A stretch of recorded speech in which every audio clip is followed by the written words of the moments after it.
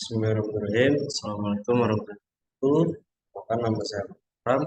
Di sini saya akan mempresentasikan laporan strategi sistem informasi pada job.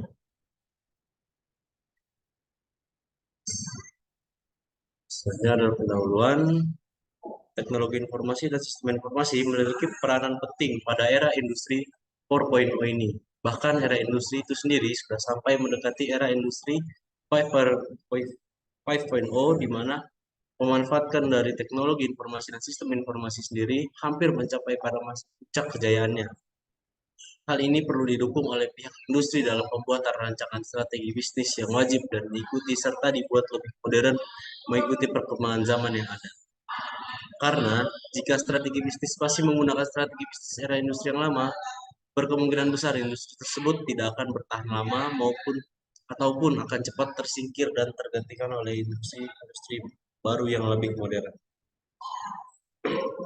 Rumusan masalah yaitu bagaimana persepsi calon franchise dan franchise terhadap iklan semerbak kopi pada media internet melalui pendekatan daya tarik. Selanjutnya dulu manfaat penelitian.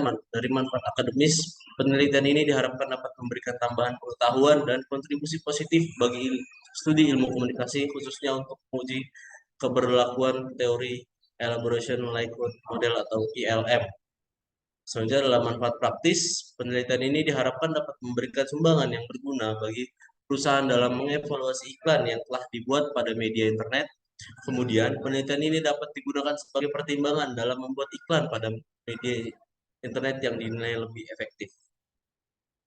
Selanjutnya, dari profil perusahaan, Corporate adalah perusahaan kopi yang mendedikasikan seluruh gairah kecintaan atau antusiasme kepada dunia kopi yang menakjubkan. Sebagaimana perusahaan lokal dan sebagian besar bahan baku yang digunakan adalah lokal. Corporate hanya menggunakan biji-biji kopi terbaik di Indonesia, sebuah campuran antara Java Mocha dan biji kopi Toraja Kalosi yang sudah terkenal akan kekuatan rasa dan aromanya. Dalam perkembangannya, konsep kerjasama dengan pola waralaba adalah salah satu cara terbaik dalam memasarkan produk dan potensi bisnis Copyright dengan konsep pemasaran ini. Copyright akan dapat melayani dan menyediakan produk-produk kualitas tinggi dengan harga yang terjangkau kepada seluruh pelanggan di Indonesia.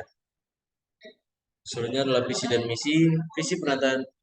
Penataan visi menyajikan maksud strategi perusahaan yang memfokuskan energi dan sumber daya perusahaan pada pencapaian masa depan yang diinginkan. Visi Copyright adalah jadi kedai kopi berkompetisi dan mempunyai daya saing yang tinggi serta menjadikan brand Copyright dikenal luas oleh masyarakat dan berkembang yang menjadi pilihan utama karena memberikan nilai kepuasan terbaik dalam struktur dan pelayanan kepada calon franchise. Dan dalam misi mencakup falsafah dari para pengambil keputusan strategi perusahaan mengidentifikasi citra yang ingin diproyeksikan perusahaan, mencerminkan konsep diri perusahaan, mengindikasikan bidang produk utama serta pelanggan utama yang ingin dilayani perusahaan. Si corporate sendiri, yang pertama adalah menyajikan minuman yang berkualitas dengan harga terjangkau. Yang kedua, melayani franchise secara konsisten dan tetap menjaga kualitas.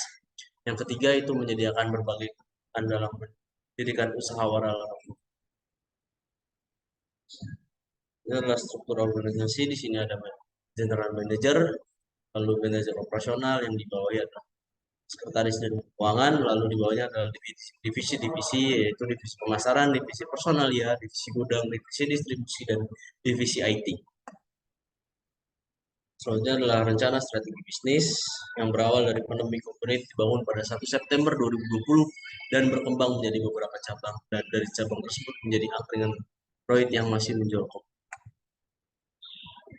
Itu faktor yang mempengaruhi proses bisnis.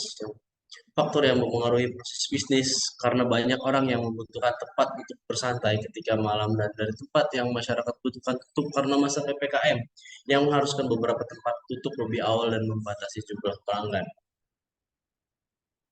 Peran SCTI sangat berpengaruh pada seluruh bisnis di era 4.0. Seluruh transaksi dan pemasaran sangat bisa dilakukan di dunia ini. Contohnya di bidang ini adalah memudahnya pemesanan dan pembayaran yang bisa dilakukan secara online, membuat kinerja dari suatu perusahaan menjadi sangat taktis dan lebih menguntungkan karena mendapatkan pangsa pasar yang lebih besar, bisa keseluruhan Indonesia.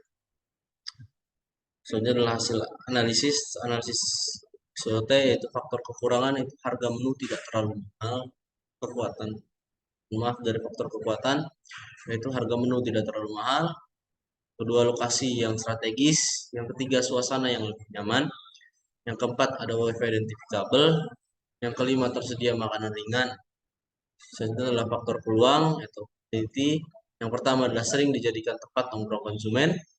Yang kedua, dengan mengadakan beberapa acara musik dan sebagainya, maka akan sangat cepat menarik minat konsumen.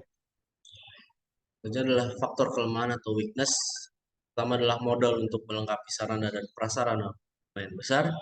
Yang kedua adalah tempat parkir yang kurang luas. Terakhir yaitu faktor kelemahan, itu modal untuk melengkapi sarana dan prasarana lumayan besar. Selanjutnya adalah analisa cost, yaitu strategi threat or opportunity. Yang pertama adalah menjaga agar harga tidak perlu naik. Yang kedua adalah strategi strike atau dan threat. Yang pertama adalah meningkatkan kecepatan WiFi sehingga pelanggan lebih senang. Yang kedua adalah selalu berinovasi agar tidak kalah dari pesaing. Strategi opportunity. Yang pertama adalah memberikan diskon saat event tertentu. Yang kedua memberikan paket hemat saat akhir pekan. Selanjutnya adalah strategi weakness dan threat, itu menyediakan kotak saran untuk menampung masukan dari pelanggan. Kemudian adalah analisa five force model, yaitu persaingan di dalam industri, dan ancaman pendatang baru, ancaman barang substitusi, dan kekuatan pemasok. Selanjutnya adalah kekuatan pembeli konsumen. Sebenarnya bisa dibaca. Selanjutnya adalah analisis balance score. Di dalam model BSC, Kaplan memiliki visi dan strategi diterjemahkan ke dalam kinerja. Dari 4 perspektif tersebut, tiap-tiap perspektif memiliki sasaran kinerja dan indikator untuk menilai pencapaiannya.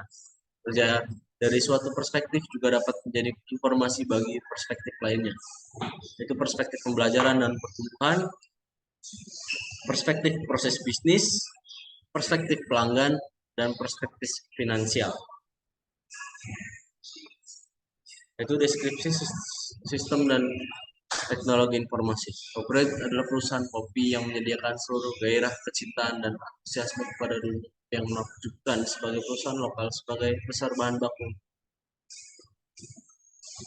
Dalam pengembangannya, konsep kerjasama dengan profesional terbaik dalam memasarkan produk dan potensi bisnis corporate. Dengan konsep pemasaran ini, corporate akan dapat melayani dan menyediakan produk berkualitas tinggi dengan harga terjangkau pada seluruh pelanggan Indonesia. Selanjutnya, untuk mendeskripsikan kebutuhan ITI yang akan datang. Pertama adalah software CorelDRAW yang berfungsi untuk mengedit gambar dan membuat gambar iklan, dan memiliki fitur sebagai berikut, itu toolbox, toolbar, drawing page, property bar, dan docker. Yang kedua adalah software Adobe Premiere Pro yang berfungsi sebagai edit video, multitrack audio, dan memiliki fitur sebagai berikut, motion graphic, visual effect, dan composting. Kemudian yang ketiga adalah software Oracle yang berfungsi sebagai POS, yang memiliki fitur sebagai online ordering dan delivery, payment cloud service, real-time table management, reporting dan analisis, dan inventory management.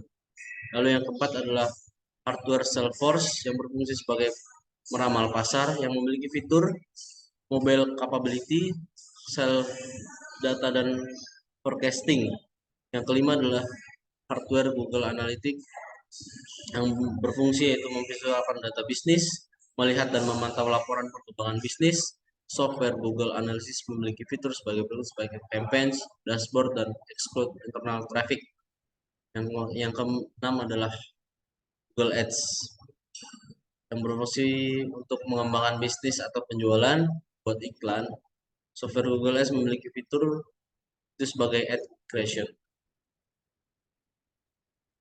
Soalnya dalam mendeskripsikan solusi TI yang akan datang menggunakan komponen Typeform yang berfungsi sebagai melakukan survei terhadap kepuasan pelanggan dan memiliki fitur menyediakan berbagai template yang dapat digunakan untuk sesuai kebutuhan, dapat sinkron dengan Slack, Facebook, Trello, dan sebagainya.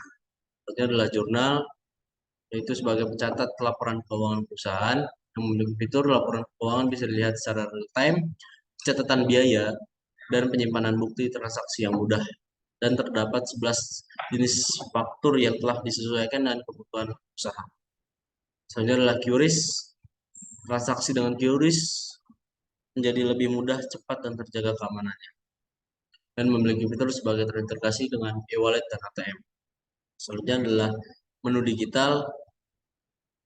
Itu memudahkan pelanggan memilih menu dan berfungsi sebagai menampilkan menu yang sudah habis dan melihat ketersediaan stok dari barang tersebut. Selanjutnya adalah website yang memiliki fitur sebagai profil perusahaan dan dapat melakukan pembelian gratis ongkir 1 hingga 3 km bila melakukan pembelian dalam web. Selanjutnya yang terakhir adalah kesimpulan dan saran. Kesimpulan berdasarkan laporan yang dibuat tentang rancangan strategi sistem informasi dan teknologi informasi pada franchise copyright dapat disimpulkan bahwa yang pertama, aplikasi sistem informasi eksekutif yang ada pada franchise copyright dibuat untuk mempermudah dan mempercepat pencarian informasi seputar produk, penjualan, marketing, dan sales. Yang kedua adalah aplikasi sistem informasi eksekutif yang ada pada franchise copyright dapat mempermudah dan mempercepat proses pembuatan laporan. Dan yang ketiga, franchise copyright jadikan marketnya sebagai objek untuk membuat strategi bahwa konsumen harus mendapatkan pelayanan maksimal. Saran yang ada di sini berdasarkan kesimpulan yang diperoleh, saran yang dapat diberikan antara lain. Pertama, dalam melakukan perencanaan strategi CITI pada franchise copyright, perlu diadakan pengembangan strategi lebih lanjut untuk semakin mendukung pencapaian tujuan secara maksimal. Yang kedua, itu teknologi informasi dibutuhkan dalam seluruh proses bisnis tanpa terkecuali, sehingga sudah menjadi keharusan untuk mengimplementasikan teknologi informasi di perusahaan. Yang terakhir adalah peningkatan pada SDM guna mengoptimalkan kinerja sehingga dapat memenangkan persaingan dengan perusahaan lain. Selanjutnya adalah sekian presentasi dari saya, lebih kurangnya mohon maaf. Wassalamualaikum warahmatullahi wabarakatuh.